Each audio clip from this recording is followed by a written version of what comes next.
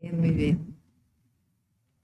Bueno, el día de hoy están con nosotros, compañeros, siéntense por favor, de la Agencia de Transformación Digital y Telecomunicaciones.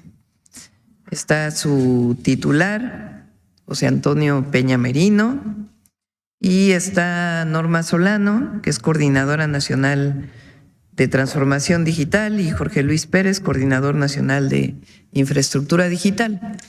Ellos nos van a exponer los elementos centrales de la reforma que enviamos a la Ley de Telecomunicación. ¿Qué es lo principal?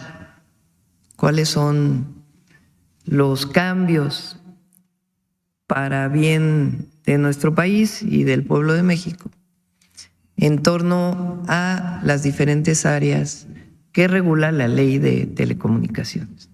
Entonces lo va a exponer Pepe Merino, y hacia el final de la conferencia, como siempre, el detector de mentiras. Adelante, Pepe.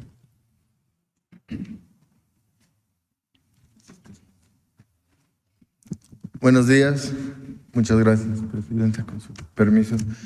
Como adelantaba la Presidenta, les queremos contar de la nueva ley en materia de telecomunicaciones y radiodifusión, qué es lo que regula, cuáles son los cambios más importantes de la nueva propuesta y algunas precisiones y unos datos sobre conectividad. Siguiente, por favor. ¿Qué es lo que les decía, no? Lo que regula la nueva ley, perdón si regresamos, el acceso a Internet en México, para que ustedes tengan una idea comparativa con otros países. ¿Qué cambia, qué contiene la nueva ley y algunas precisiones a la iniciativa? Siguiente, por favor. Ahora sí, siguiente. ¿Qué es lo que regula la ley? Básicamente todo el ecosistema de telecomunicaciones. ¿Qué es telecomunicaciones?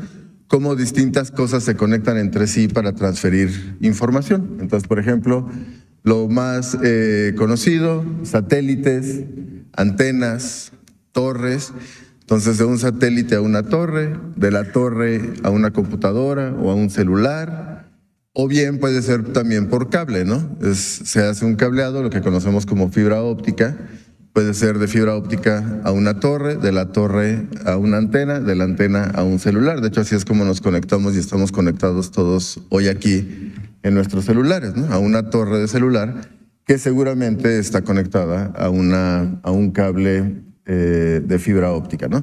Esto además no solo funciona para Internet, que es lo que usamos en los celulares, sino también para televisión abierta, televisión por cable, y en el caso de radiodifusión, pues para radio, ¿no? Tanto AM como FM. Entonces toda la ley justamente regula todo este ecosistema de datos y dispositivos. Siguiente. Otra forma de decirlo es que se regula el acceso y el uso de señales de comunicación. Es decir, quién accede a las formas de transmisión de información, sea por el aire, lo que llamamos espectro, o sea cable, torres, etcétera, y qué uso se hace de esta infraestructura. Entonces, en el caso de acceso, lo más conocido son concesiones de espectro, es decir, quién puede usar espectro para dar servicios, por ejemplo, de conectividad, telefonía celular, despliegue y explotación de infraestructura, torres, antenas, etcétera, y las posiciones orbitales, es decir, los satélites. Esto es muy importante y voy a dar un poquito más de detalle adelante. Y el uso puede ser comercial, en el caso de una empresa que se dedique a dar servicios de telefonía celular o de televisión por cable, por ejemplo, social o público. Además, interconexión, esto es importante, esta es la posibilidad de que una red de una empresa se conecte a otra red de otra empresa y de esa forma puedan conectarse todos los usuarios, ¿no? Si yo soy un usuario de una empresa X y mi mamá es usuaria de una empresa Y, yo cuando le marco a mi mamá se interconectan las redes de mi empresa, la empresa con la que yo tengo el contrato y la empresa de mi mamá, ¿no? A eso nos referimos. Compartición de infraestructura, es decir, si una empresa construye una torre que se permita con un costo que otra empresa pueda usar esa misma torre para poner una antena, por ejemplo. Calidad de los servicios, que no haya intermitencia, que haya frecuencia, que la velocidad sea la indicada. Gestión de posiciones orbitales, esto es una facultad del Estado mexicano que los satélites geoespaciales tengan una órbita dedicada para el país, y derechos de audiencias y de usuarios, que también lo voy a explicar un poquito más adelante.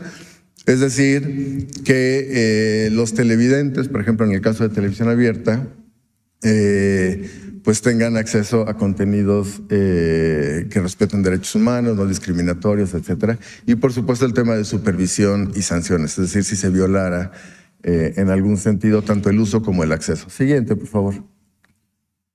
Entonces, de manera muy rápida, les cuento algunos datos de acceso a Internet en México que creo que son ilustrativos de por qué esta ley y cómo la planteamos. Lo primero, en el verde oscuro ven las zonas de cobertura de 4G en México, en el verde clarito las zonas que no tienen cobertura. Efectivamente, algunas zonas que no tienen cobertura son zonas de baja o muy baja densidad poblacional, ¿no? Pero no es siempre el caso. Nosotros estimamos por lo menos que hay 10.2 millones de personas en México, mayores de 14 años, que viven en zonas sin cobertura 4G. Es decir, son 10 personas que 10 millones, perdón, que aunque tengan un dispositivo no se pueden conectar a Internet, ¿no? Y todo lo que eso implica, ¿no? Porque ustedes lo hemos dicho aquí, ¿no? El Internet es un derecho, pero además es un habilitador de derechos. Si uno tiene Internet, pues tiene la posibilidad de expresarse, acceso a educación, libre manifestación de ideas, etcétera, ¿no? Una persona que no tiene acceso a conectividad, pues es una persona que además no puede ejercer todos esos derechos de la manera oportuna y rápida que los demás, ¿no? Y estimamos en al menos 4.4 millones el número de personas que viven en zonas que sí tienen cobertura, pero que no tienen de su bolsillo el recurso para poder adquirir datos. Entonces, esto para nosotros son personas también sin cobertura, ¿no? Porque aunque vivan en una zona en donde hay señal de celular o del servicio que sea, pues si no pueden pagar de su bolsillo el servicio, pues no tienen acceso a estos datos. Estamos hablando de por lo menos 15 millones de mexicanas, mexicanos. Siguiente, por favor. Y este es un comparativo que nos parece útil. Elegimos un grupo de países de tamaño, nivel de ingreso, población, territorio, más o menos similar al caso de México, y vean la evolución del precio. La primera gráfica es la evolución del precio por gigabyte, ¿no? Esto es en dólares, la fuente es la Unión Internacional de Telecomunicaciones. Estos no son datos nuestros, son datos de la organización internacional que ve todo el tema de telecomunicaciones. Y si ustedes ven en este grupo de países, hay una caída en el precio de datos en México, pero hacia el final del periodo, pues México tiene entre este grupo de países el precio más alto por gigabyte, que está en $5.22, ¿no? Está en dólares para hacer la comparación. Seguido de Sudáfrica, por ejemplo, con 4.18, pero hay países como Egipto, aunque Egipto tiene una densidad urbana muy alta, ¿no? La inmensa mayoría de su población vive en 3 ciudades. El costo es 0.52, es una diferencia notable, pero lo importante es la diferencia en la tendencia, ¿no? Nosotros nos estacionamos y no ha habido realmente una caída en el precio. Ha habido un incremento en la penetración, el porcentaje de hogares con Internet, en el caso de México, pero ha sido un poco más lenta que en otros países. De hecho, si ven la comparación, pues todos los países que están allí, con excepción de Colombia, nos rebasaron en términos del porcentaje de hogares que tienen Internet, que en el caso de Colombia es 59% y en el caso de México es 68.5%. Siguiente, por favor. Ahora, hubo un esfuerzo importantísimo en la administración anterior, bajo la presidencia del presidente Andrés Manuel López Obrador, vía CFE, TIT, de instalar muchísima infraestructura, antenas, cables, fibra de gobierno para dar conectividad a zonas sin conectividad. Fíjense ustedes el dato. De 2018 a 2024 pasaron de 13,000 a 141,000 localidades conectadas. Esto es con una red pública, ¿no? Que es la red de 700 megahertz, y de 40 millones, ahí falta una L, una disculpa, a 97 millones de personas. Esto permitió que, por ejemplo, el año pasado se lanzara un programa que se llama Conectividad para el Bienestar, que entregó 2.9 millones de tarjetas SIMs para celulares, con un servicio gratuito para 2.9 millones de dispositivos, de personas, con 5 gigas mensuales y 1.500 minutos. Esto es para conectar justamente a personas que viven en zonas con cobertura, pero que no tenían medios económicos para solventarlo, ¿no? Aún con ello, al día de hoy, 92% del territorio nacional, en términos de población, o 92% de la población nacional vive en zonas con cobertura. Esto es 96% en localidades de más de 2.500 habitantes, pero fíjense, es 62% en localidades con 2.500 habitantes o menos, lo cual significa que pues más de una tercera parte en estas localidades viven en una zona sin cobertura, y es apenas 26% en el caso de localidades de menos de 200 habitantes, que son muchísimas localidades muy pequeñitas en donde solo una cuarta parte tiene conectividad. Y en donde hay conectividad, el gasto en el promedio nacional es de 721 pesos, pero en el caso del 10% más pobre, de los hogares más pobres del país, se gastan 247 pesos, que representan casi el 6% del total de su gasto. Así es un gasto oneroso en términos del ingreso y gasto del 10% de menores ingresos, ¿no?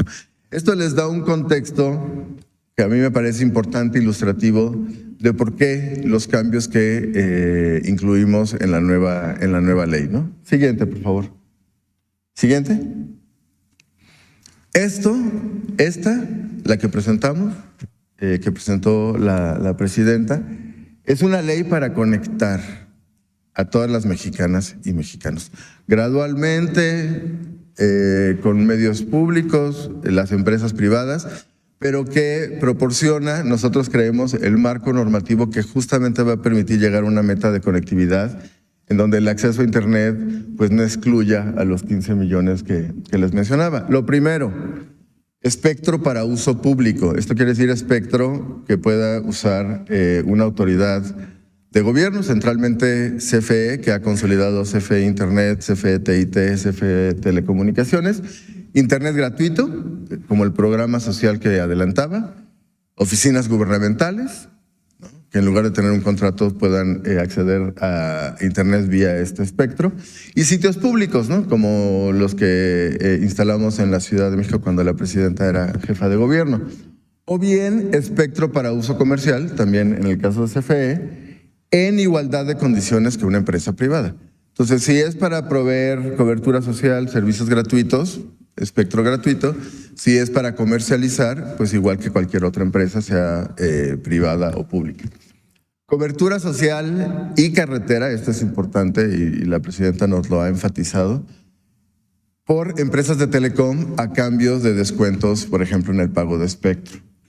Operadores comunitarios, sociales y públicos podrán conectarse, esto de veras se los quiero reiterarlo, es muy importante, a las redes de los grandes operadores a costos accesibles. Les doy un ejemplo que me parece ilustrativo. Hay algunas en la Sierra Mixteca, sobre todo, no solo, ¿no?, pero quizás son los casos más conocidos de Oaxaca. Hay algunas redes locales en municipios, localidades, que sirven para que los habitantes tengan algunos servicios de conectividad o bien de telefonía local, ¿no?, que puedan hablar dentro del mismo espacio.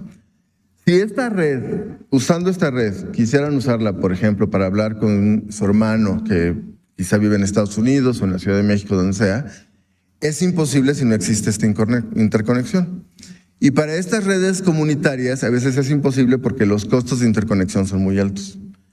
Con la ley lo que queremos es que esta interconexión ocurra en el caso de redes comunitarias sociales y públicas a un costo accesible y que usando la redcita local puedas hacer llamadas a las redes de los grandes operadores.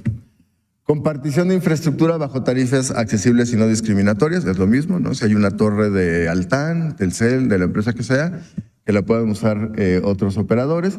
Acceso fácil a espectro, esto es bien importante, para otros fines que no son fines comerciales, por ejemplo, educación, investigación. A veces hay universidades, investigadores que hacen experimentos usando espectro, pues no podemos pedirles las mismas cosas que le pides a un operador muy grande, ¿no?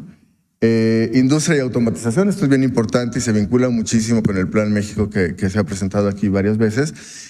Por ejemplo, si es una industria en semiconductores o etcétera, que tiene procesos automatizados, estos son procesos que usan espectro para poder conectarse, y pequeñas empresas de telecom, como lo que mencionaba de operadores comunitarios. 7, menos requisitos, también esto es bien importante, para acceso a espectro a radios públicas y comunitarias, sobre todo indígenas y afromexicanas. Importantísimo.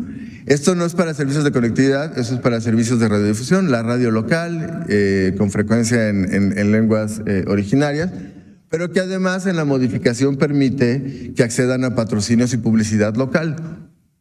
Es decir, perdón, si me pasan la botellita de agua, perdónenme.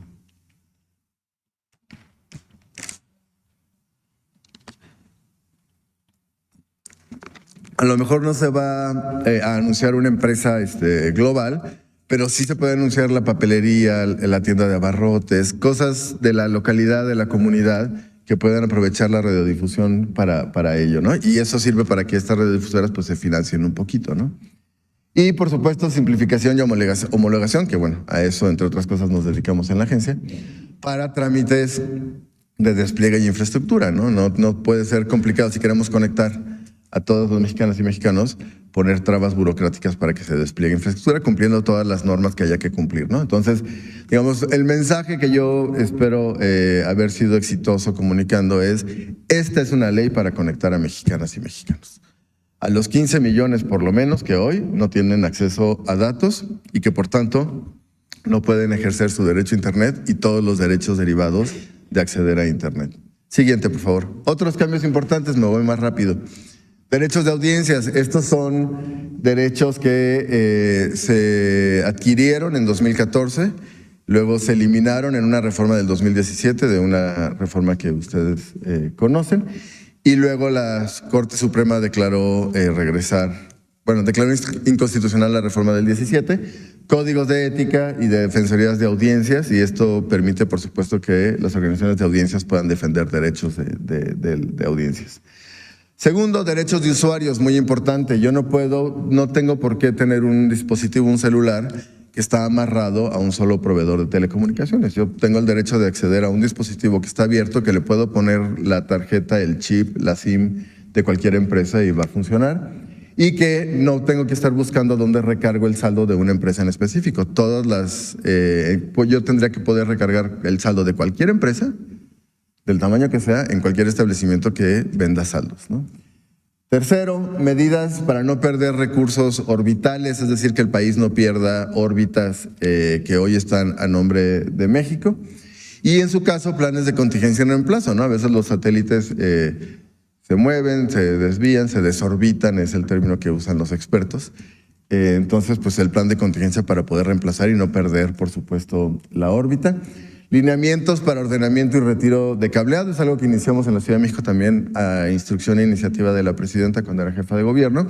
Gradualmente, de manera ordenada, sin que implique grandes erogaciones, pero que sí es importante tener lineamientos básicos para bajar cables en desuso. Por ejemplo, eso es muy común en la ciudad, ¿no? Que tú ves un poste con una maraña de cables y resulta que 80% de esos cables ni siquiera tienen un uso, ¿no?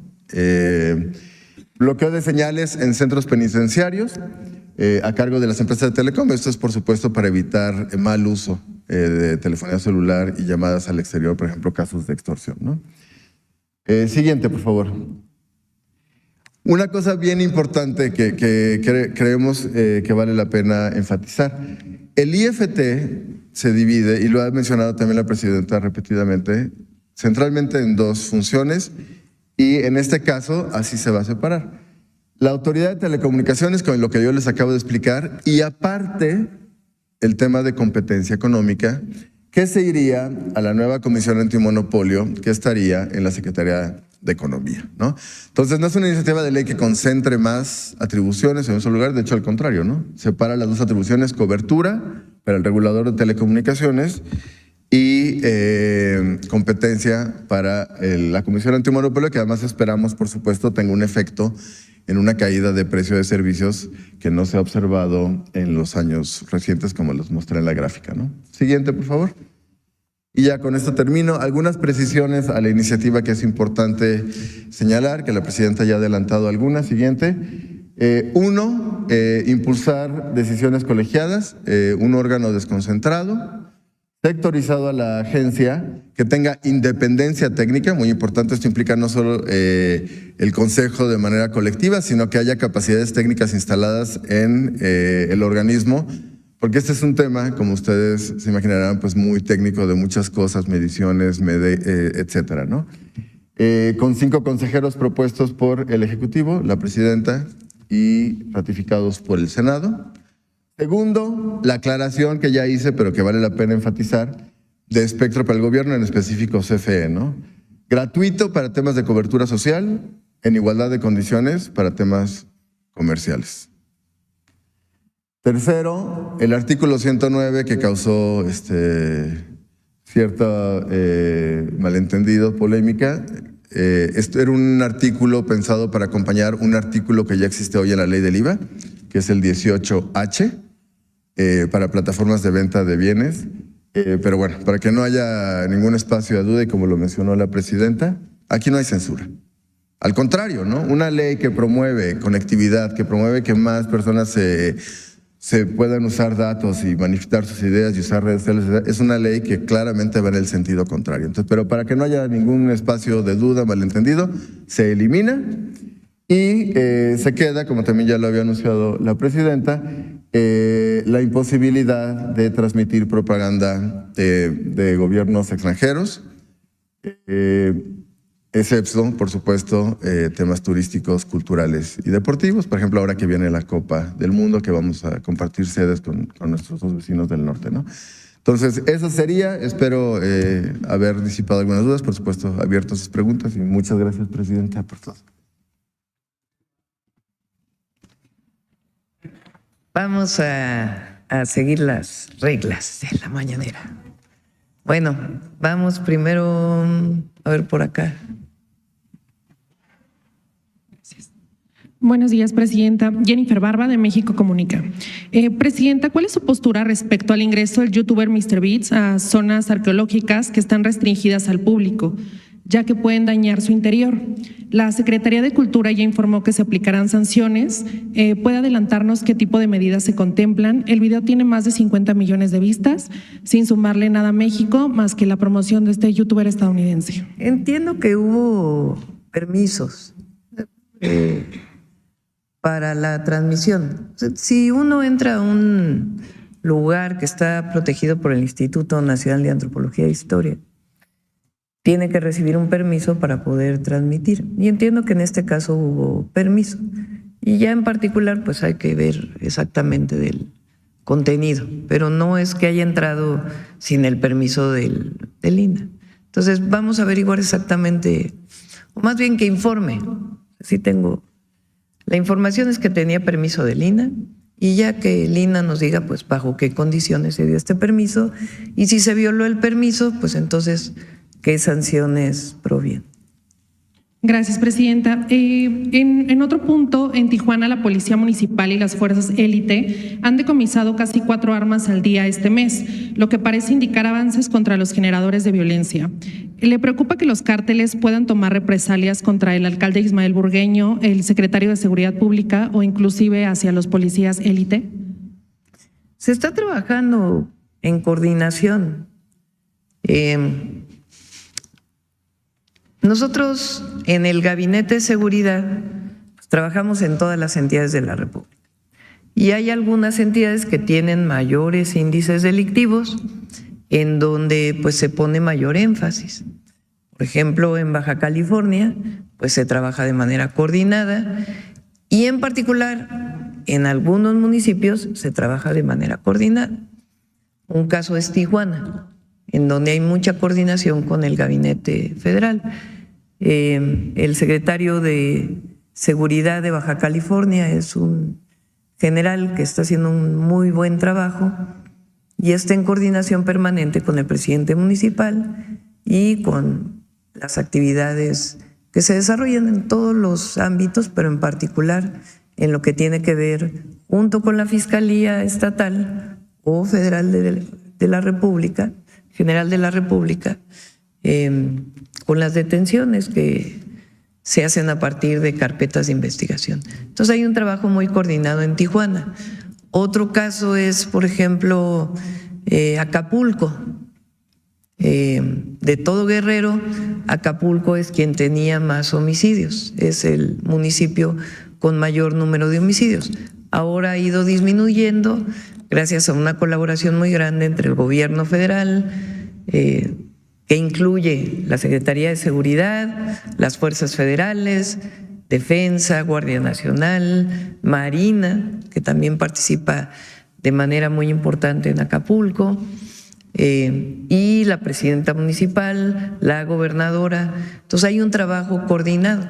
Incluso, por ejemplo, el municipio de Tijuana, igual que el de Acapulco, se dividió por cuadrantes y hay responsables por cuadrante en cada una de las zonas de Tijuana. Entonces hay un trabajo coordinado para proteger a los servidores públicos y sobre todo pues para disminuir la violencia en todos estos municipios. Y va bajando. Muchas gracias, presidenta. Por último, ¿qué opina de que el PRI haya hecho comentarios en tono de burla sobre la situación de la gobernadora Marina del Pilar, mientras guarda silencio sobre los casos de corrupción y detenciones que involucran a figuras de su propio partido, o los del PAN que exigen la renuncia, pero se les olvida que el secretario de Seguridad de Felipe Calderón era un narcotraficante? Yo creo que aquí vale la pena detenerse un poquito.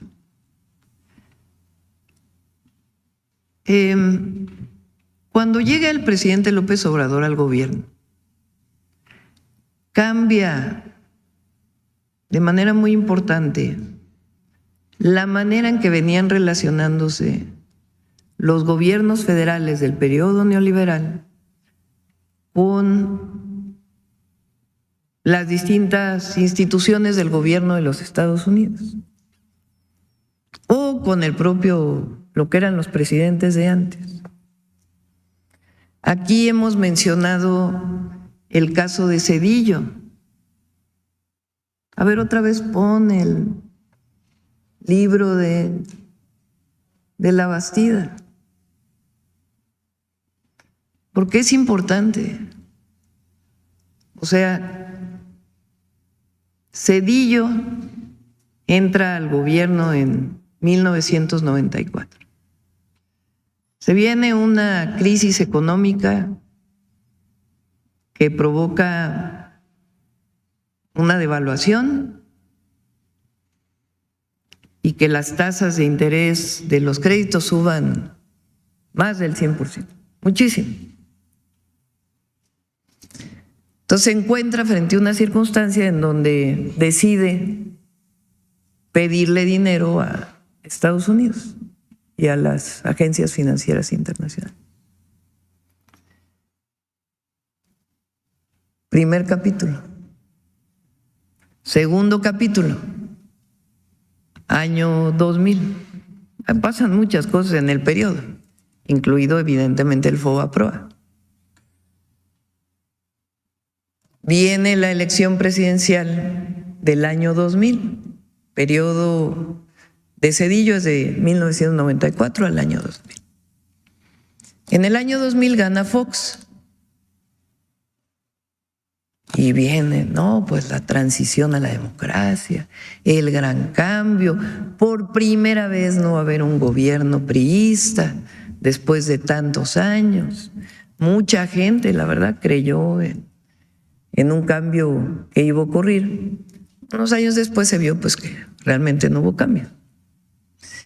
Pero resulta que tiempo después, el que era candidato del PRI en el año 2000, La Bastida, digamos el que perdió en el año 2000, hace sus memorias. Y en esas memorias pone esto. Fue casual que Zedillo me entregara el partido quebrado financieramente, porque en aquella época partido y gobierno pues eran lo mismo. Y después también, durante el periodo prianista, porque en realidad es eso, es el periodo neoliberal, es el periodo del PRIAN. porque hay una alianza que después fue manifiesta en el 2021, pero en realidad pues era el mismo modelo económico y casi las mismas personas. ¿Fue casual que Zedillo me entregara el partido quebrado financieramente?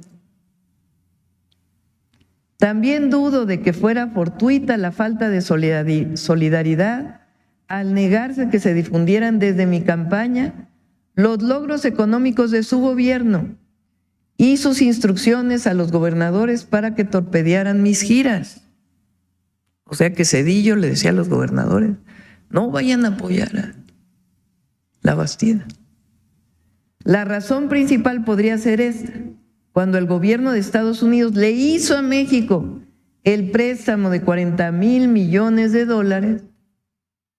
para afrontar la crisis desatada por el error de diciembre, negociación que el presidente Zedillo gestionó personalmente, se le demandó el compromiso de propiciar la transición democrática y que para ello el PRI dejara de gobernar y él entregara la presidencia a la oposición. O sea, el propio candidato del PRI lo que está diciendo es, no ganó el PRI en el año 2000 porque Zedillo en el 94 hizo un acuerdo con el gobierno de Estados Unidos para que entrara el PAN. Es dicho de la Bastida. Bueno, ¿qué más entreguismo que ese? Pero hay muchos otros ejemplos de ese periodo. Por ejemplo, el comes y te vas del periodo de Fox. Estaban muy preocupados porque iba a venir Fidel Castro a México y no querían que se fuera a enojar el presidente de los Estados Unidos. Entonces lo invitan, le dicen, pero por favor te vas rápido porque no vaya a ser que te encuentres. México es un país soberano, independiente. El pueblo de México decide en México. No tienen por qué decidir los otros.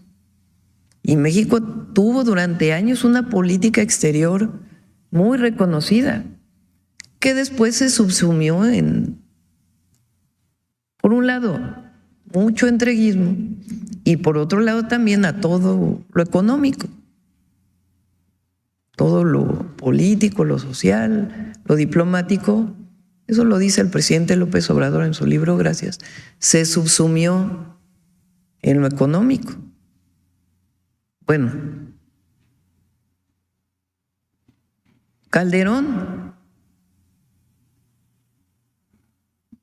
Recuerden aquella vez que hay una ejecución, porque eso fue extrajudicial, de un narcotraficante, de una persona de la delincuencia organizada en Morelos, y que sale el embajador de Estados Unidos a decir, fuimos nosotros, fue la DEA.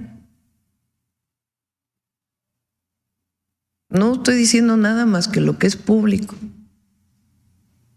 Rápido y Furioso, que vale la pena, a ver si podemos hacer una serie de lo que fue Rápido y Furioso, que es este acuerdo que se tiene para que armas de Estados Unidos entren a México. Supuestamente, después se supo por Wikileaks, era para darle seguimiento a los cárteles de la droga. Y no es hasta que fallecen servidores públicos de Estados Unidos que empieza una investigación en Estados Unidos. Y después sale en esa investigación que sí hubo un acuerdo con la entonces Procuraduría General de la República.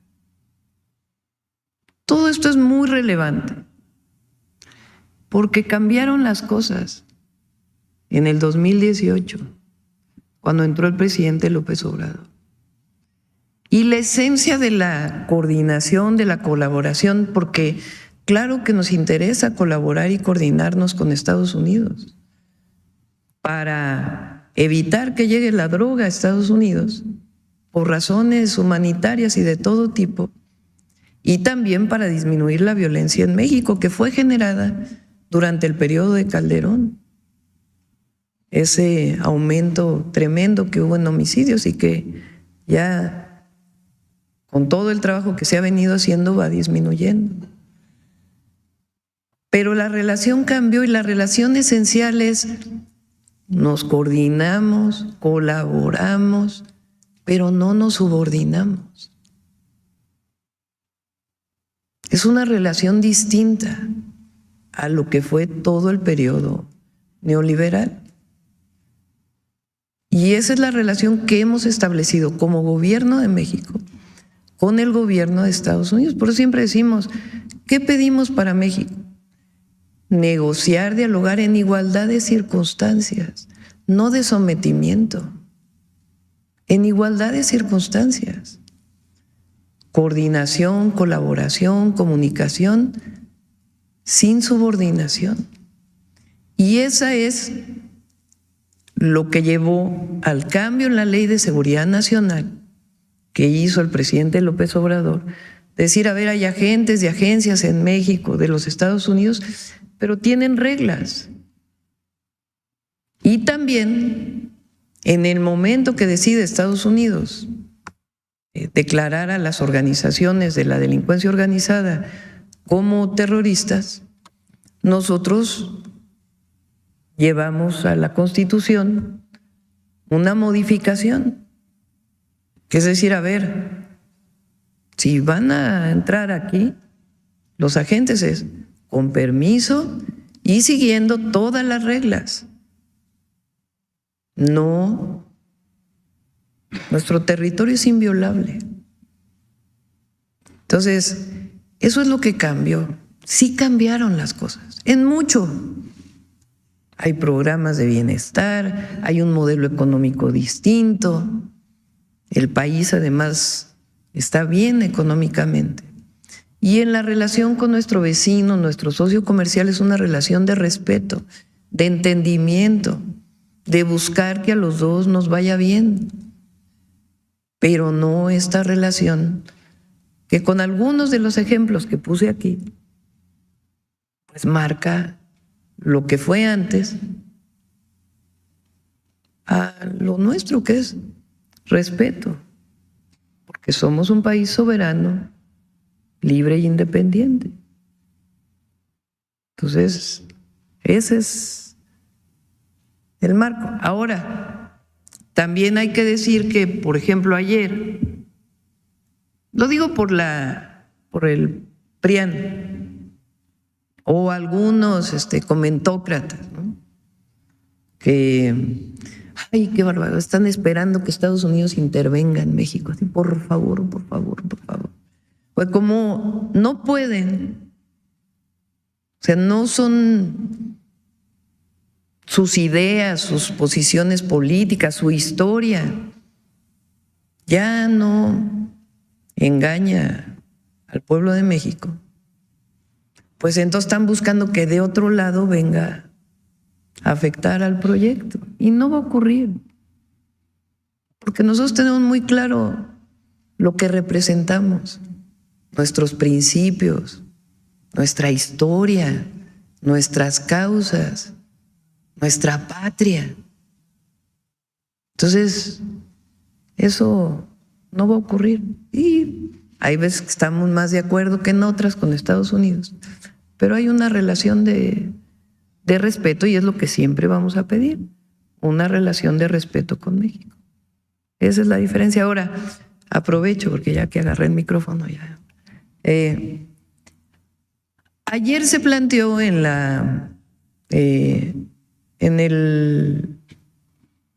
creo que es el Senado, en una comisión del Senado, la posibilidad de gravar las remesas con el 5%. Y fíjense, ahí estamos de acuerdo todos en que no. Ayer envió, a ver si lo ponen, una carta el Senado con todos los partidos políticos diciendo no, eso no, a ver cómo van a grabar si ya pagan impuestos los mexicanos allá. Todos los mexicanos que viven en Estados Unidos pagan impuestos, tengan documentos o no tengan documentos. Todos pagan impuestos. Incluso hay estados que ya graban las remesas. Entonces ahí todos dijeron no, a ver, eso no. No estamos de acuerdo en esta injusticia que es discriminatoria. O sea, hay otras cosas en la defensa de los mexicanos y qué bueno que hay. Estos partidos dijeron, no, pues sí firmamos porque fue bajo iniciativa de Morena en el Senado. A ver si lo ponen en la carta.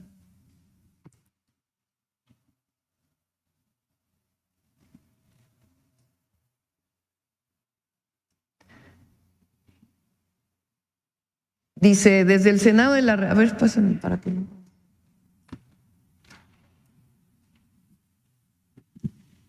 Desde el Senado de la República, haciendo uso de las facultades en política exterior conferidas en el artículo 76 de la Constitución, expresamos nuestro desacuerdo con la iniciativa promovida por el republicano Jason Smith en la Cámara de Representantes, perdón, yo dije Senado, de Estados Unidos, en el marco del proyecto denominado The One Big Beautiful Bill, en el que, entre otras medidas, se busca imponer un impuesto del 5% sobre el monto de las remesas que envían las y los migrantes. Es relevante destacar que en Estados Unidos todos los trabajadores, más allá de su estatus migratorio, pagan de manera cotidiana sus impuestos, por lo que esta medida supondría una injusta doble tributación sobre ese 20% del ingreso laboral de los trabajadores migrantes que, reiteramos, ya tributado abona el país. Estos impuestos además no se traducen en un gasto social para el grupo poblacional que los genera, en muchos casos imposibilitado por acceder a las políticas sociales. A ver si vamos al final para... Hacemos un llamado a la mesura ante esta propuesta, ya que proyecciones técnicas realizadas demuestran que la imposición de un impuesto o arancel a las remesas solo desincentivaría el uso de las vías regulares y formales. Adelante. Desde el Senado sostenemos que las remesas son un fruto del esfuerzo de quienes, a través de su trabajo honesto, fortalecen no solo la economía mexicana, sino también a la de los Estados Unidos, por lo que consideramos esta medida como arbitraria e injusta, y hacemos un llamado al legislativo estadounidense a reconsiderar reflexivamente esta propuesta que dañaría la economía de ambas naciones y que además es contraria al espíritu de libertad económica que dice defender el gobierno de los Estados Unidos. Desde nuestro punto de vista, las relaciones entre pueblos hermanos se fortalecen desde el diálogo y el entendimiento mutuo, tendiendo puentes y no levantando muros ni barreras económicas. Y firman todos los partidos políticos.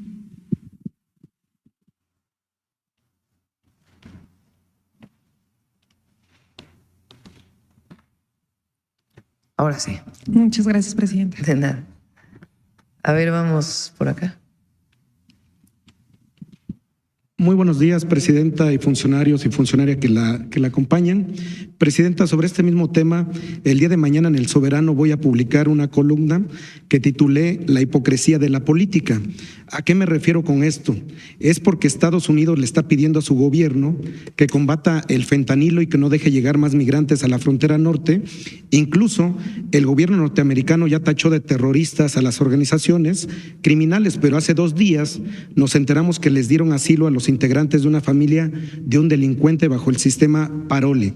Mientras su gobierno tiene que seguir combatiendo la inseguridad que estas acciones provocan, presidenta, en la revisión que harán del tratado solicitado por el presidente de Estados Unidos, Donald Trump, este año, su gobierno buscaría que Estados Unidos coadyuve, no dándole asilo a las familias de los delincuentes, porque el desastre lo dejan aquí, pero ellos se van a refugiar a Estados Unidos y como si no hubiera pasado nada con esas familias, presidenta. Sí, como saben, pues está todo el tema también de un miembro de la delincuencia organizada que fue presuntamente detenido en los Estados Unidos.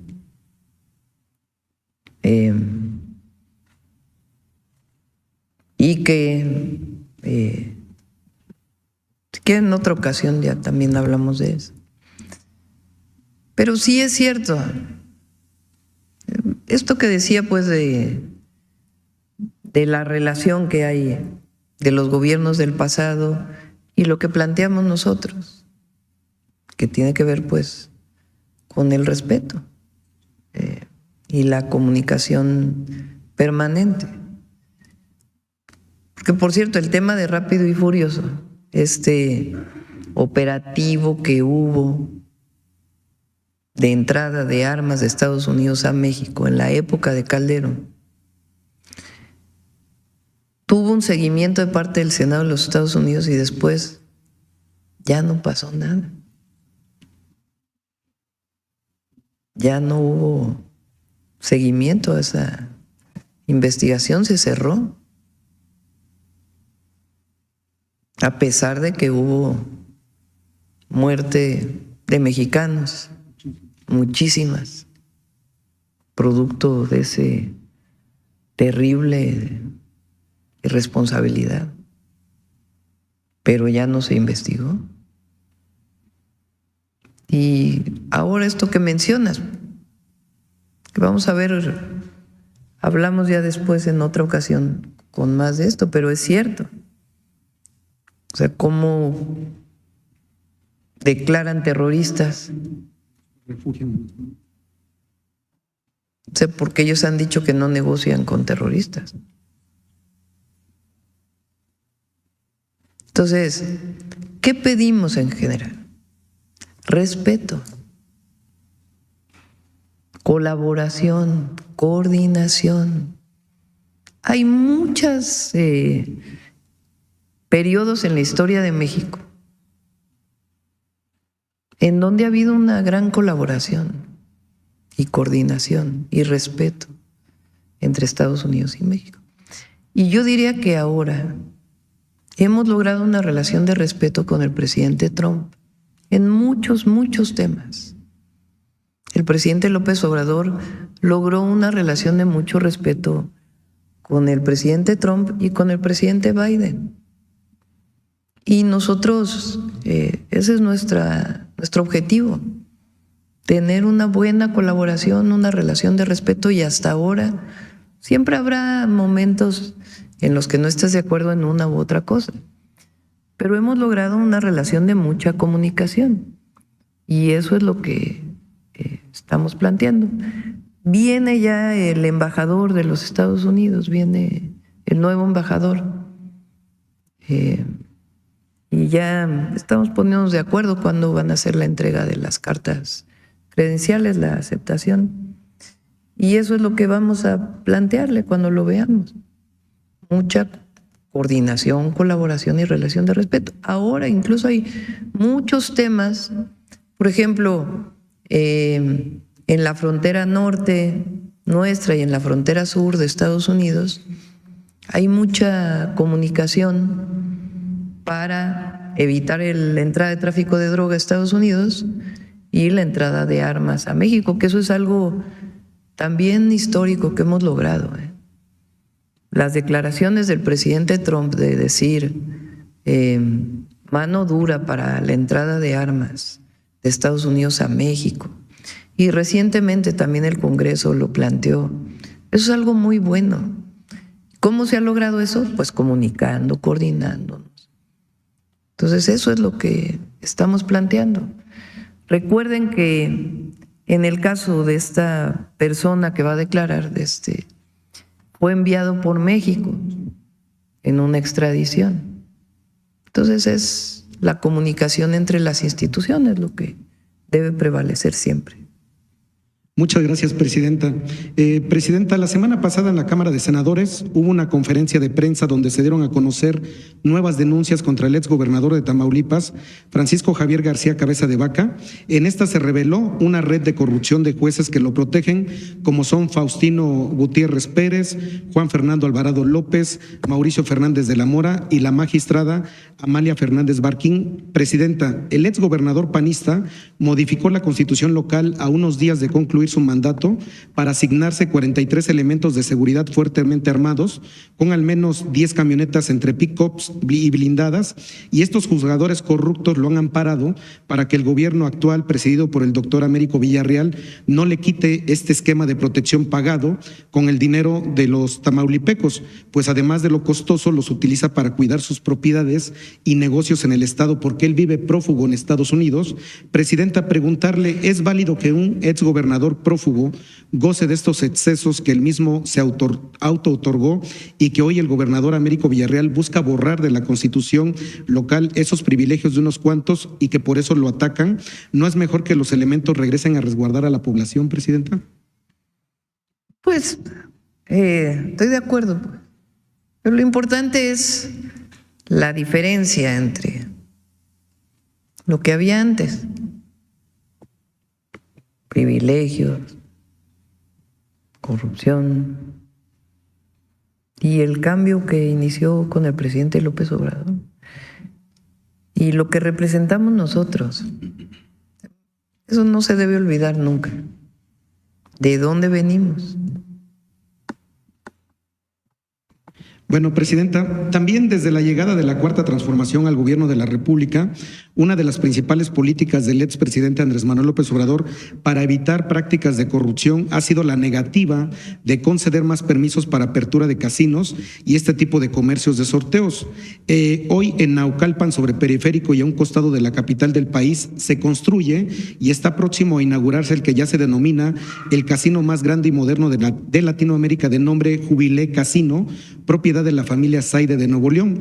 Se sabe que la pasada administración municipal panista de Naucalpan, encabezada por Angélica Moyá Marín, autorizó en junio del 2022 el permiso de funcionamiento para la construcción y operación de este casino sin contar con facultades legales para hacerlo por este hecho. El actual gobierno municipal de Naucalpan presentó una denuncia penal contra la ex alcaldesa por el delito de abuso de autoridad. Presidenta, de concretarse la apertura de este enorme casino, se trataría del primero en su tipo, inaugurado en tiempos de la Cuarta Transformación.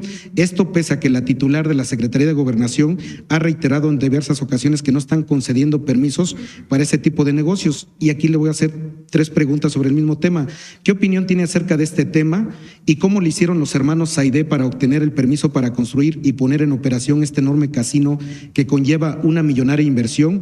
Y por último, ¿ya cambió la política de la 4T de no otorgar más licencias para que se abran más casinos en el país? No, no ha cambiado. No. Hay que pedirle a Rosa Isela que revise este caso, porque no ha cambiado, no hay más permisos ni licencias, incluso se están poniendo más vigilancia, controles. Entonces, vamos a ver este caso, porque no tendría por qué. Tenemos los videos y las fotos, si me permite. Sí, por favor, y que lo atienda la Secretaría de Gobernación. Okay. Muchas gracias. Sí. Gracias, presidente. Claro. Buenos días a todas y todos. Carlos Navarro de Heraldo Media Group. Presidenta, ¿no es una incongruencia lo que está haciendo Estados Unidos en este actuar de recibir a ciertos personajes y, por otro lado, señalar a las organizaciones como terroristas? Tienen que dar la información primero. Y segundo, ¿por qué la información? No han informado, ¿no? ¿Por qué entraron? No tenemos la información oficial o pública que diga por qué entró esta familia. Hay que recordar de nuevo el tema de la extradición. Y sí, en efecto, hay una política de ellos de no negociar con terroristas. Ellos, en una decisión de ellos, deciden nombrar algunas organizaciones de la delincuencia organizada como terroristas. Entonces, pues que informen.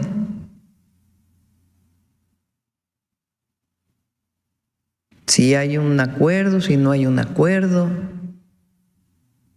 tienen que informar. Y tienen que explicarle, pues, al pueblo de Estados Unidos también. ¿Cómo es que, si están llegando a un acuerdo, cómo es que lo hacen? Y a México, obviamente, ¿por qué razón? Primero, son mexicanos. Y segundo, uno de sus familiares fue enviado con extradición. Es decir, tiene una carpeta de investigación aquí. Incluso más. Hubo elementos del ejército que fallecieron en ese operativo. Entonces, por eso decimos, información.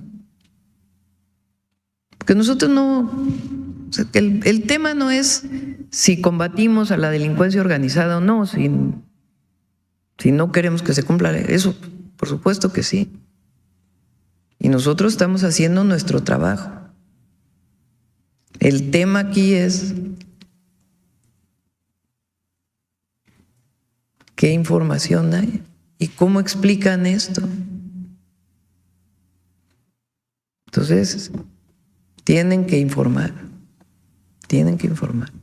Presidenta, ayer en Estados Unidos se hizo la primera imputación por narcoterrorismo. ¿De qué forma va a actuar el gobierno de México? Señalan a 2 personas que están prófugas, van a ayudar a perseguirlos. ¿De qué forma va a estar colaborando el gobierno de México ante esta primera imputación por narcoterrorismo? Bueno, uno de ellos fue enviado. Ya lo puede explicar más el secretario de Seguridad.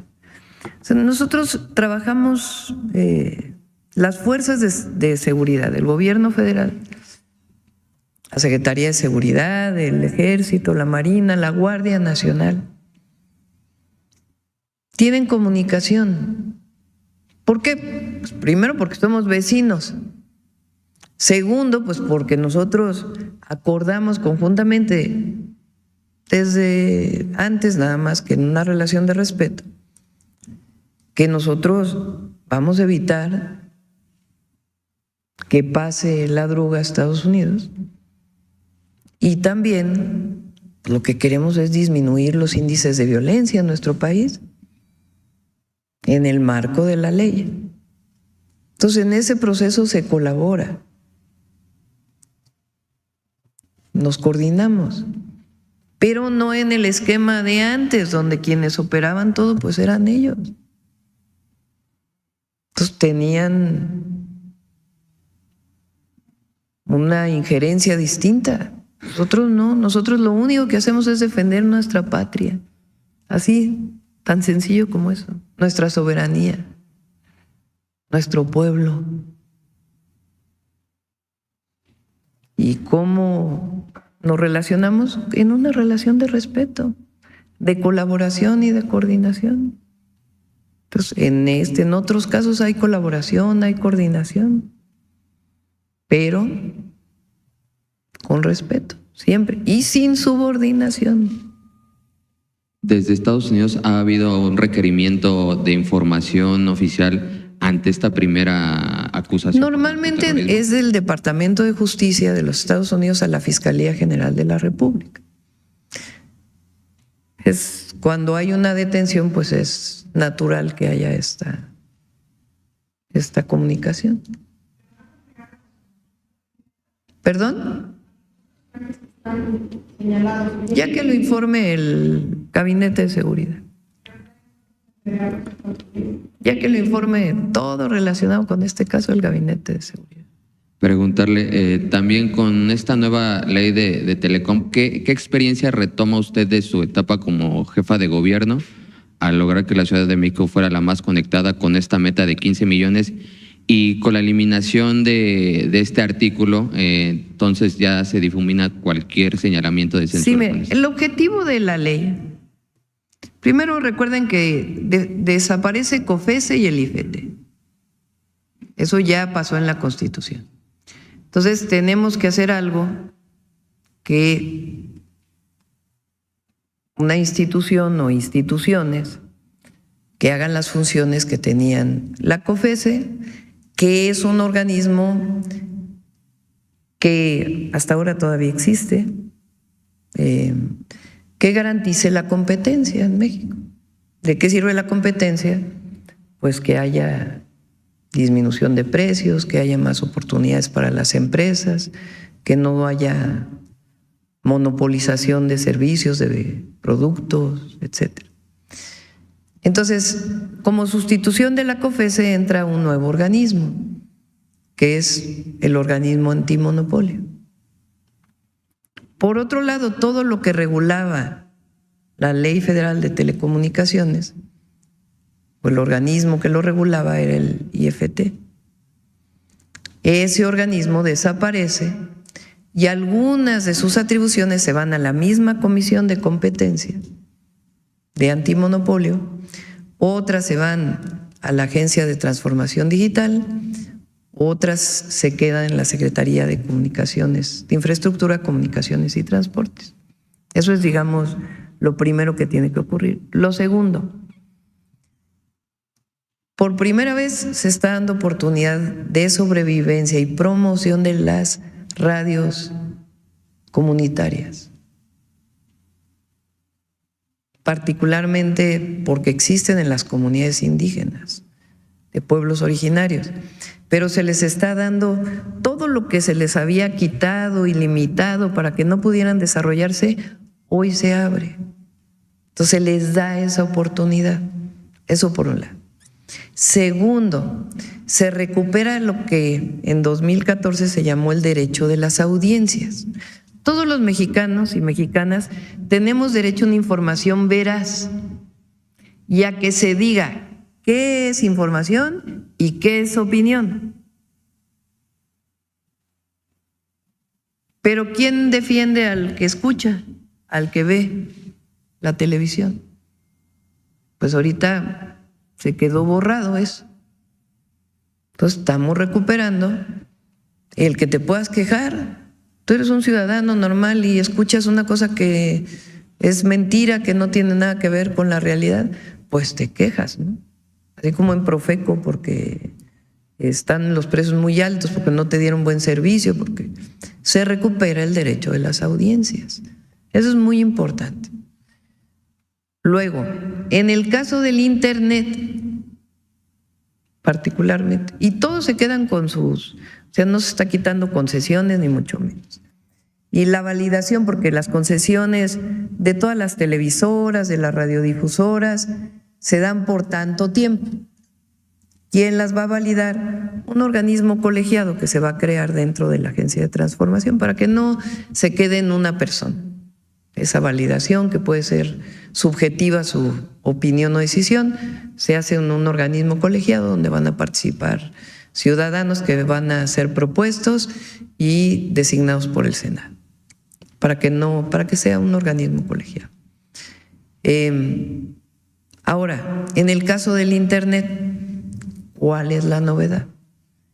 Antes no se permitía que CFE Internet pudiera dar servicio más que en las zonas de no cobertura. Ahora sí. Ahora se le va a permitir. ¿Cómo? En igualdad de circunstancias que el caso comercial que los privados. Para que no digan que hay un favoritismo de unos. No, en igualdad de circunstancias. ¿Qué queremos con esto? Pues que se genere más competencia y que bajen los precios también del Internet. ¿Qué otras cosas se dicen? Hay muchos lugares, como mencionaba Pepe, que no tienen cobertura. Pues queremos que en esos lugares haya cobertura. ¿Cómo? Hay una legislación en Brasil, de ahí lo tomamos, en donde el privado, por ejemplo, puede decir: oye, yo te pongo cobertura en toda esta zona y de manera gratuita sobre los derechos de concesión. Se puede hacer eso.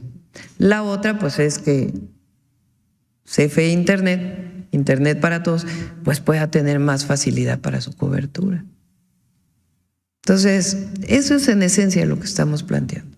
Es fuerte en términos de los cambios, pues sí hay cambios, pero es para el bien de México y de las y los mexicanos.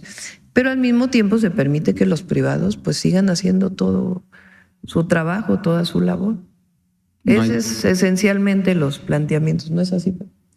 No hay censura como lo habían señalado algunos. Bueno, ese artículo de que generó confusión se elimina por completo y se pone también que ningún gobierno extranjero puede hacer propaganda política o ideológica en México, pagada, como comercial, como propaganda pagada.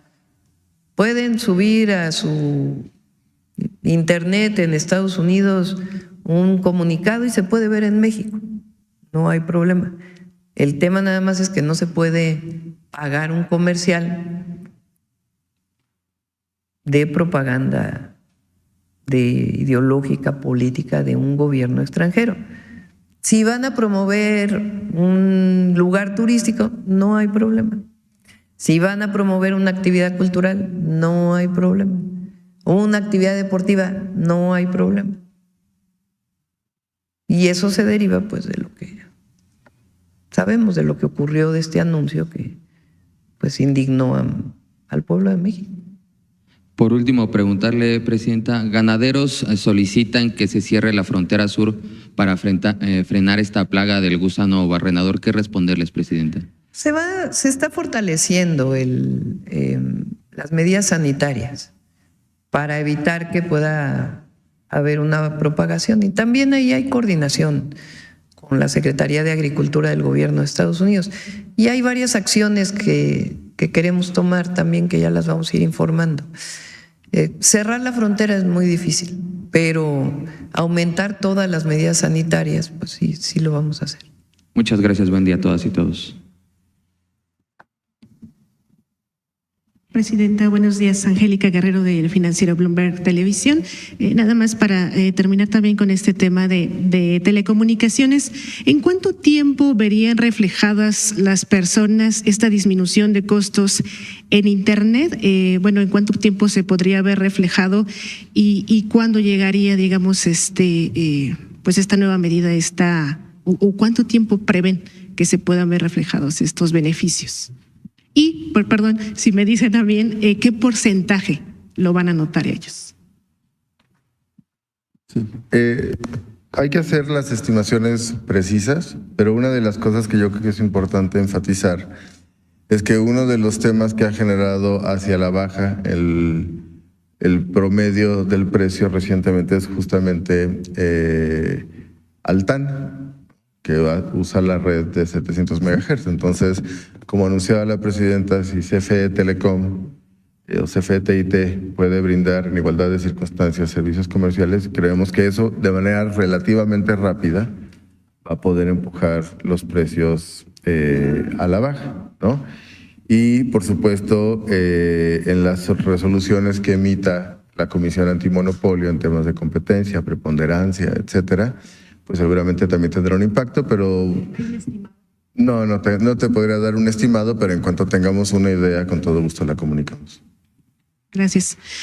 Presidenta, regresando al tema de Estados Unidos, ya dijo que ya después se explicará mejor, pero ¿cómo ayudaría la reforma que usted envió para blindar la soberanía nacional? O es decir, ¿cómo impactará en esta medida que está, o en este anuncio que están haciendo desde Estados Unidos de tener esta acusación directa contra integrantes de un cártel por terrorismo? ¿Cómo impacta esta reforma?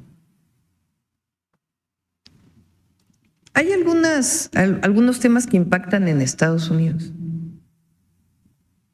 En la relación con México, pues lo estamos estudiando con detalle. ¿Qué implicaciones?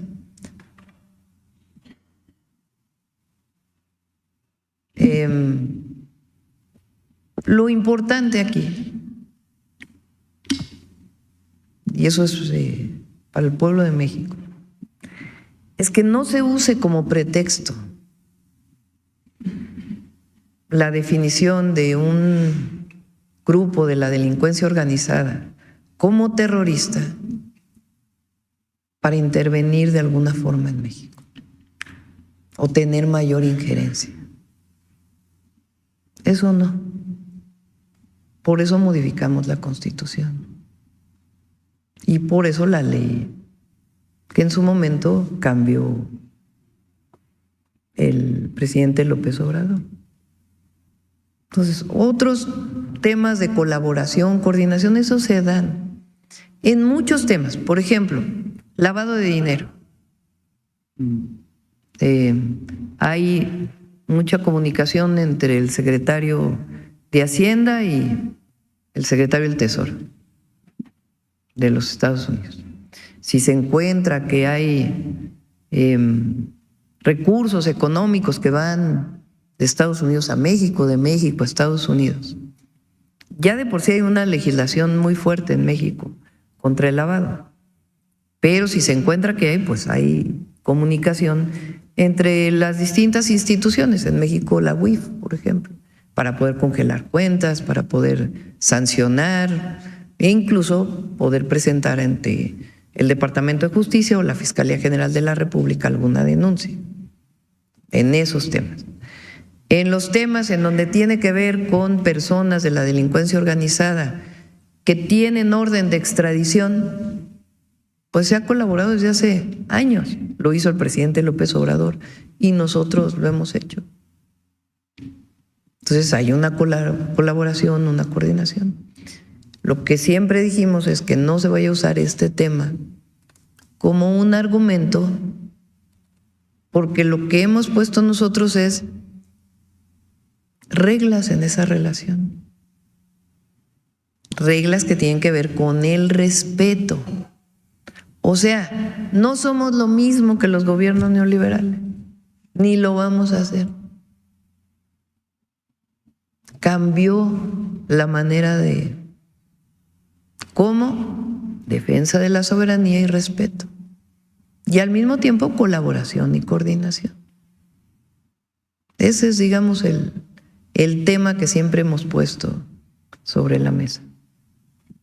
Presidenta,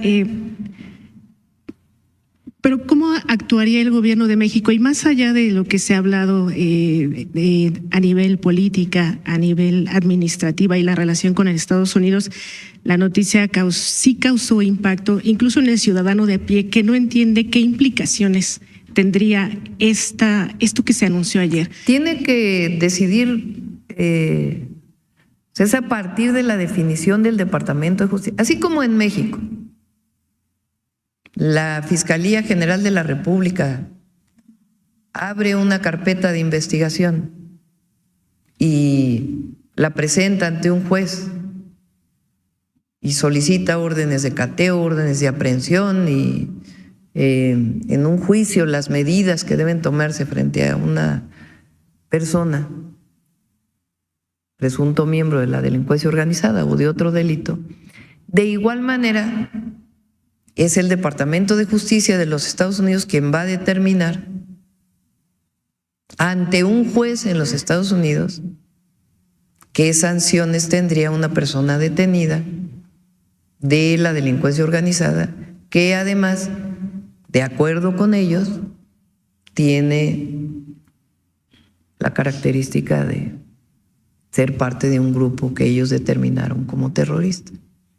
Entonces eso depende del Departamento de Justicia y a su vez lo llevan a un juez y el juez determina en un juicio y el acusado pues tiene derecho a defenderse como en cualquier lugar del mundo donde haya sistemas de justicia de presunción de inocencia. Entonces no hay nada en este momento que nos diga ¿qué significaría? Lo tiene que determinar el Departamento de Justicia de los Estados Unidos. Y al estar clasificado como terrorismo, la gran pregunta de todos es ¿cómo respondería el gobierno mexicano? Nuestro gobierno responde frente a lo que son los delitos aquí, no frente a la característica de los delitos allá. Nosotros nos regimos por la Constitución y las leyes de México. No nos regimos por la Constitución y las leyes de Estados Unidos, no. Nosotros nos regimos por nuestra Constitución y nuestras leyes.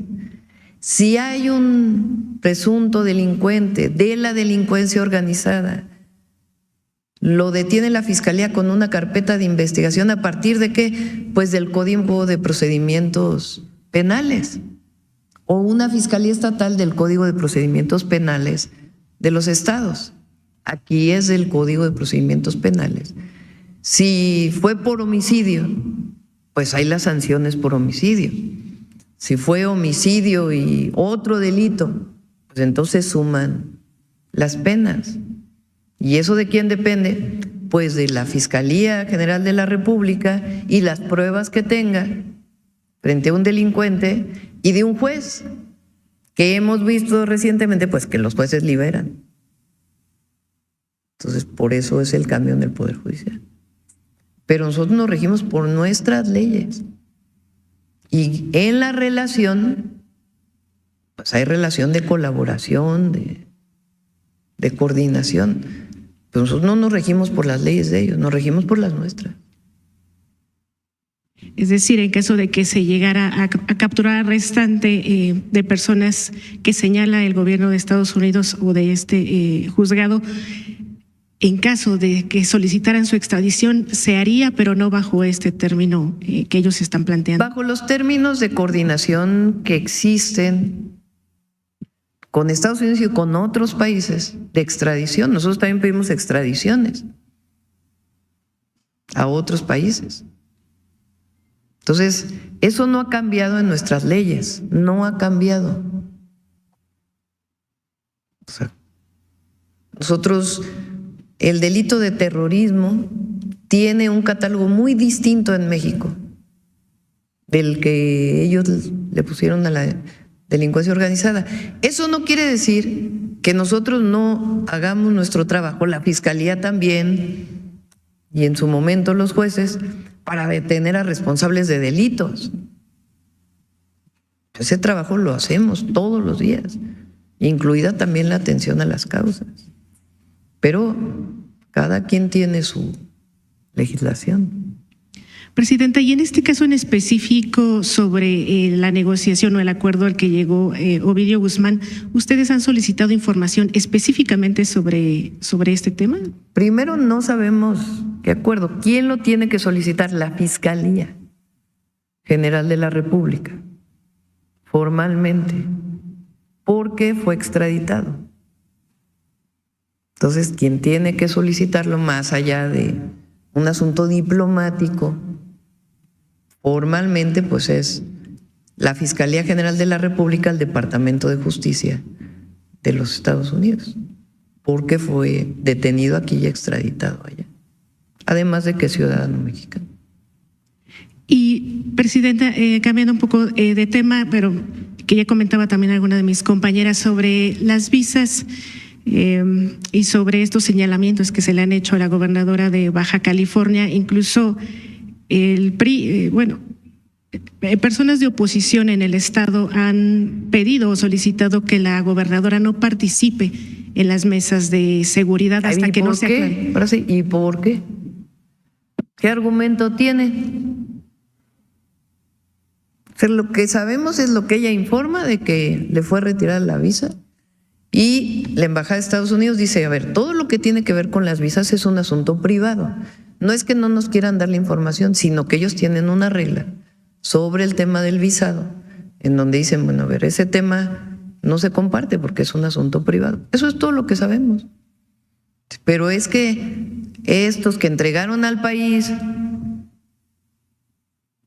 que permitieron la injerencia, entonces ahora sí, que Marina no participe en las mesas de seguridad. ¿Qué argumento tienen? Ninguno.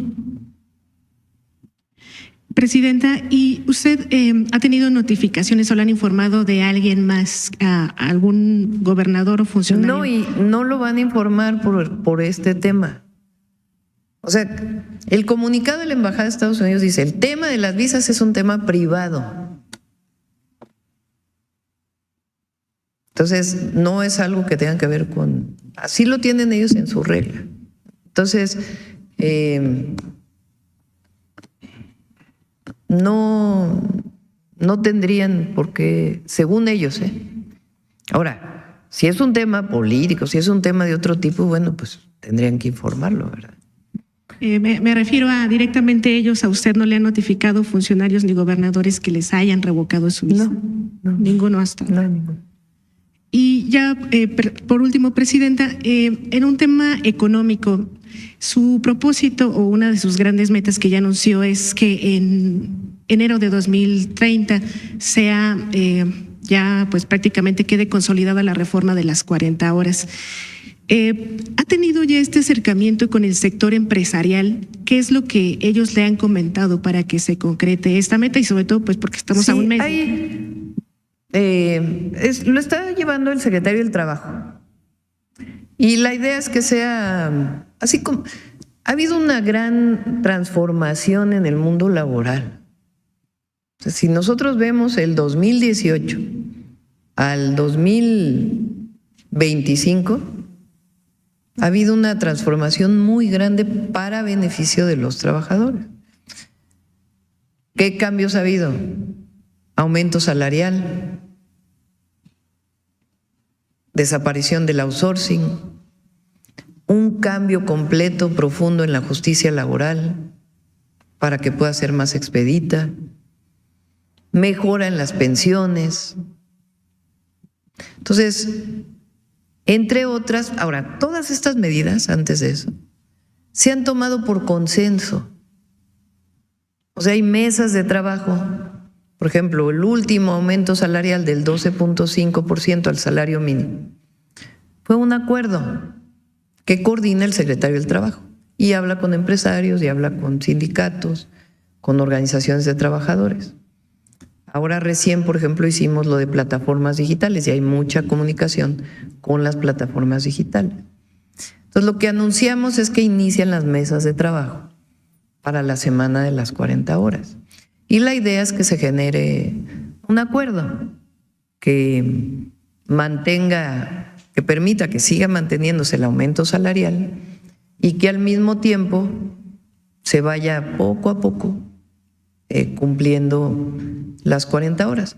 Pero tiene que ser un acuerdo y están en ese ánimo, en ese ámbito están también las organizaciones de las y los trabajadores. Entonces, lo que inició fueron las mesas de trabajo y las coordina el secretario Marat Bolaños.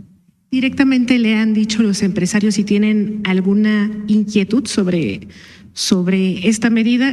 Sobre todo porque ya se discutió mucho en la legislatura pasada e incluso también en ese primer parlamento abierto que hubo, se mencionaba lo difícil que sería hacerlo de la noche a la mañana. Pero para que también las personas entiendan y han preguntado mucho sobre por qué toma la medida de hacerlo de manera gradual, ¿qué les diría y cuáles son las inquietudes que ha presentado el sector empresarial? ¿Por qué de manera... Nuestra propuesta es que sea de manera gradual, justamente por eso, para evitar que haya daño a los trabajadores o al propio empleo. Entonces, por eso es una mesa de trabajo en donde vamos viendo. Ahora, todas las reformas que ha habido han sido para beneficio del trabajador, a diferencia del pasado, donde las y los trabajadores pues acababan siempre pagando por todo. Esta es también una medida en beneficio a los trabajadores, pero pues hay que hacerlo de manera que no haya afectación económica en prejuicio de los trabajadores. O en perjuicio, más bien. Los empresarios están de acuerdo. Sí. Gracias, presidente. Bueno, ya son 9:09 y viene el detector de mentiras. A ver, vamos aquí y ya con esa cerramos. Nos quedamos para mañana, si les parece. Le agradezco mucho, presidenta. Jimena Mejía, de Grupo Imagen, preguntarle dos cosas. La primera es, ¿con qué mensaje se queda del expresidente y humanista Pepe Mujica? Ay, sí. Esa sería la primera pregunta. Pues José Mujica fue un hombre en muchos sentidos ejemplar. Primero, tenía esta característica que nos deja además a través de todos sus discursos, sus escritos, de en palabras muy sencillas y breves, decir pensamientos muy profundos, siempre en beneficio de los pobres, de los desposeídos, de los que menos tienen. Entonces, esa sabiduría, muy pocos la tienen. Y Y esa pues es un legado que nos deja por siempre. La otra es su visión de que lo material no es lo que da la felicidad, que es muy parecido a nuestro pensamiento. Él con su modestia, sencillez, pocos lujos, que marcó a lo largo de su vida, y también con sus dichos, pues mostró eso, que no se trabajaba para ganar dinero y cada vez más dinero, que al final te va solo. Entonces ese ejemplo de una vida modesta, sencilla, pues también fue un ejemplo, ¿no? Comparado con esas parafernalias que había en el pasado del poderoso. Y la otra, pues es que fue un hombre que deja mucho para el movimiento progresista de América Latina. Y afortunadamente, pues vio triunfar nuevamente al Frente Amplio en Uruguay. Entonces, pues nuestro cariño, solidaridad y pensamiento para Pepe Mujica. Gracias, presidenta. Y la segunda pregunta sería, este lunes se conoció que usted tuvo una reunión en la Secretaría de Gobernación con la secretaria Rosa Isela. Saber cuál fue el motivo. Me invitó Rosa Isela, se hizo todo. Voy a Gobernación, porque normalmente la secretaria de Gobernación viene a Palacio Nacional. Y Rosa Isela me dijo, no conoces quiero que conozcas mi oficina. Y entonces un acuerdo que teníamos, lo llevé allá. Y estaban algunos compañeros también en la reunión, pero no hay nada particular, especial de la visita. ¿No se tocó el tema de las madres buscadoras, seguridad, alguna específica? Muchos temas se tocaron, porque tiene que ver pues con los acuerdos que tengo con la secretaria Rosa Isela, que aprovecho para decir que es una gran secretaria de Gobernación. Es una mujer ejemplar también, muy trabajadora, con mucho método de trabajo, muy sensible, muy sencilla, y da muchos resultados. ¿Considera que rompió un poco el protocolo de otros presidentes que no es común? Pues sí, es que dicen, ¿cómo va a ir la presidenta a una secretaría? Pues, ¿qué tiene de malo? No hacía nada de malo. ¿Piensa visitar? Sí, por ejemplo, a la SEP ya fui, pues es que quedan cerquita, ¿verdad? Eso es una ventaja. Pero si los secretarios me invitan a ir en alguna ocasión a su oficina, pues vamos. Sirve uno que también conoce a todas las trabajadoras y trabajadores y los saludamos. Gracias, presidenta. Gracias. Bueno, cerramos con el detector de mentiras. Con su permiso, presidenta, buenos días a todas y todos. Conforme se acerca el 1 de junio, el día en que se realizará la elección judicial, un coro desinformador de comentócratas, medios de información y políticos arrecian el ataque contra este ejercicio democrático con las mismas mentiras con las que intentaron evitar la reforma judicial, que dicho sea de paso, fue un mandato del pueblo de México a través de las urnas. ¿Qué intereses persiguen quienes con mentiras atacan a la democracia? Por otro lado, a pesar de que en el Senado de la República se realizan conversatorios sobre la Ley de Telecomunicaciones y Radiodifusión, continúan las mentiras contra esta ley. Incluso hay comentaristas que en pleno uso de su libertad de expresión afirman que este derecho está en peligro sin percatarse que al hacer estas afirmaciones ratifican que vivimos en una democracia donde el gobierno garantiza este derecho. Veamos el video del detector de mentiras de esta semana.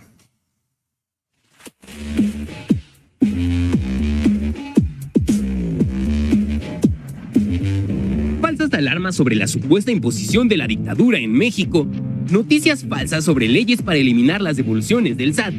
son algunas de las noticias falsas que el detector de mentiras localizó esta semana. 1. Del 5 al 13 de mayo, comentaristas y políticos de oposición, entre los que destacan Sergio Sarmiento, León Krause, Enrique Krause, Héctor Aguilar Camín, Carlos Marín, Francisco Martín Moreno, José Ramón Cosío Díaz, José Narro Robles y Francisco Garfias publicaron 18 columnas de opinión en contra de la elección judicial con 3 líneas de desinformación.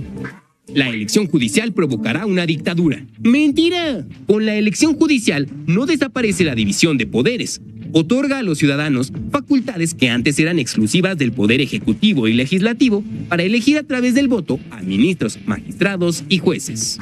B. La elección judicial genera incertidumbre económica. Pero además sacudió el sistema de impartición de justicia, el sistema judicial, y eso no genera certeza, al contrario, hay mucha incertidumbre, hay mucho nerviosismo. ¿Quién en su sano juicio querrá invertir con condiciones que se están moviendo, que van cambiando, que son volátiles, depende los humores de la 4T? Estoy convencida, y estoy convencida que ya lo está teniendo hoy.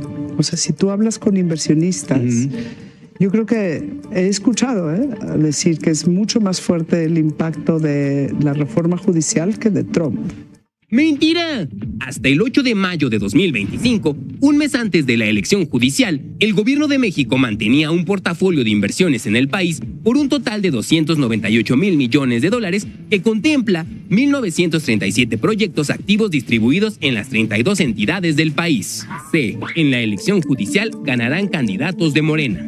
¡Mentira! Las candidatas y los candidatos que participarán en la elección judicial fueron seleccionados por comités evaluadores integrados por representantes de los 3 poderes de la Unión. El artículo 96 de la Constitución prohíbe a los partidos políticos realizar actos de proselitismo y posicionarse a favor o en contra de candidatura alguna en la elección judicial. 2. Del 5 al 13 de mayo, comentaristas y políticos de oposición como Denise Dresser, León Krause, Pascal Beltrán del Río, Carolina Villano, Ignacio Morales Lechuga y el editorial Templo Mayor publicaron 10 columnas de opinión en contra de la iniciativa de ley de telecomunicaciones, asegurando falsamente que provocará censura en México.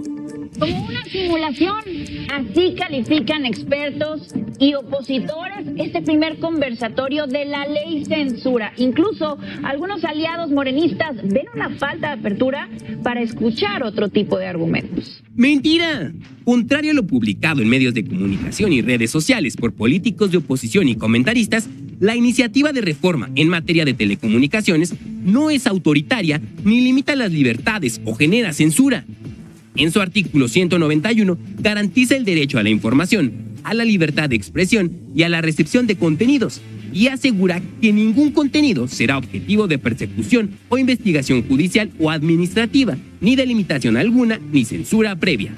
3. La presidenta Claudia Sheinbaum no combate al crimen organizado. Because President Trump is trying to persuade the Mexican president, Claudia Sheinbaum, to cooperate in military action against the cartels.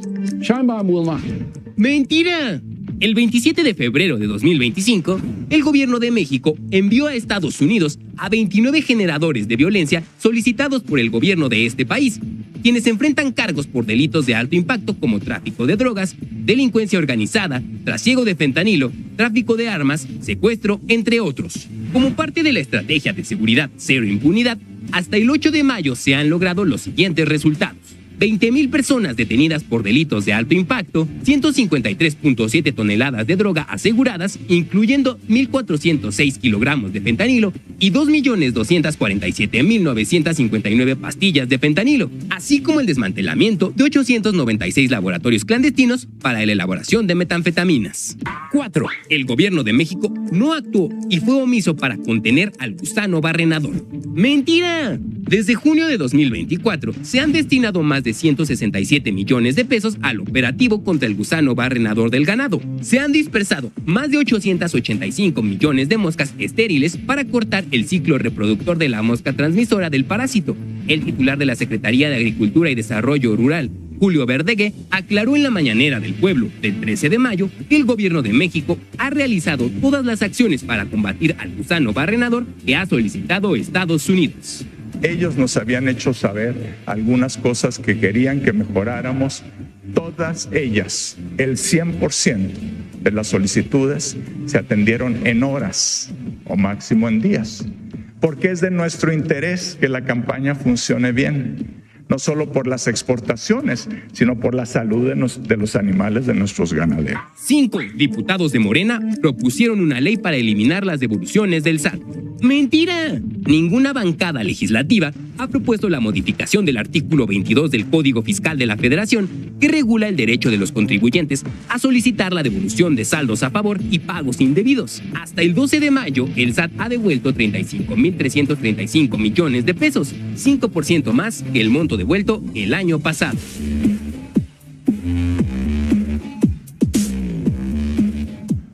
Muchas gracias. Hasta la próxima semana.